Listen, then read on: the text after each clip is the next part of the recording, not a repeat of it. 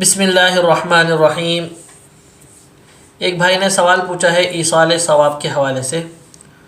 اس کا جواب سماعت فرمائیے۔ پہلے تو یہ سمجھیے کہ ایصال ثواب کہتے کس کو ہیں۔ ایصال ثواب کا مطلب ہے کہ ثواب، نیکی کا کام کسی کو پہنچانا، یعنی آپ نے کوئی بھی نیک کام کیا ہے، صدقہ کیا ہے، کوئی نماز نفل پڑھی ہے، ذکر و اذکار کیا ہے، اس کا ثواب آپ کو تو مل رہا ہے، اب آپ یہ ثواب کسی اور تک پہنچا دیں، اس کو بولتے ہیں ایصال ثواب۔ ایصال ثواب کا یہ مطلب ہے، ثواب پہنچانا۔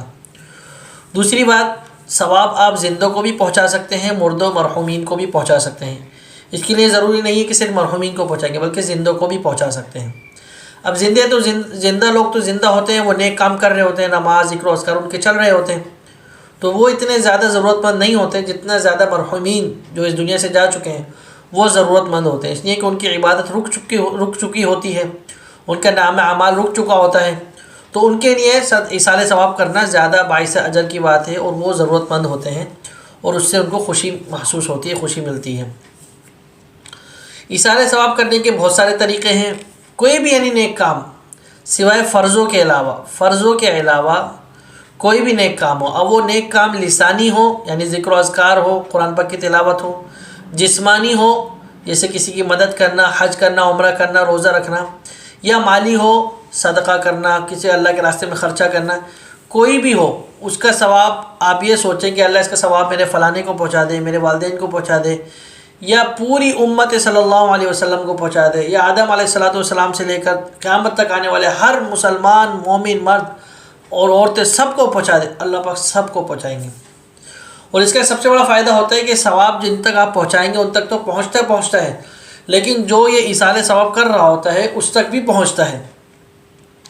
سب سے افضل ایصال ثواب تو صدقہ ہے، صدقہ کرنا سب سے افضل ایصال ثواب ہے، صدقہ کرنا یعنی کچھ خرچ کرنا، کچھ کھلانا، کسی کو کچھ مدد کرنا، یہ سب سے افضل ایصال ثواب ہے۔ اس کے علاوہ پھر اور چیزیں بھی ہیں،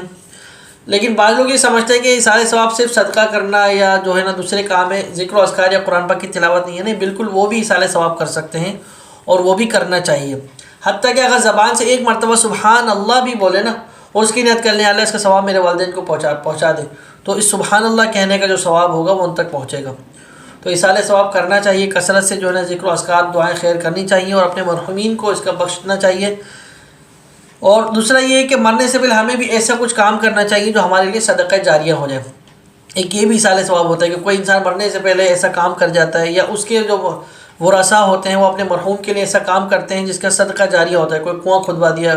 کہیں پنکھے لگوا دیے، کہیں پانی کا نل لگوا دیا، اس طرح لوگ فائدہ اٹھا رہے ہیں، اس کا ثواب پہ فلاں نے وہ کر دی کہ اللہ اس کا ثواب اس کو ملتا رہے، تو جب تک لوگ اس سے فائدہ اٹھاتے رہیں گے ثواب مرحومین کو یا جس کے لیے نیت کری اس کو پہنچتا رہے گا۔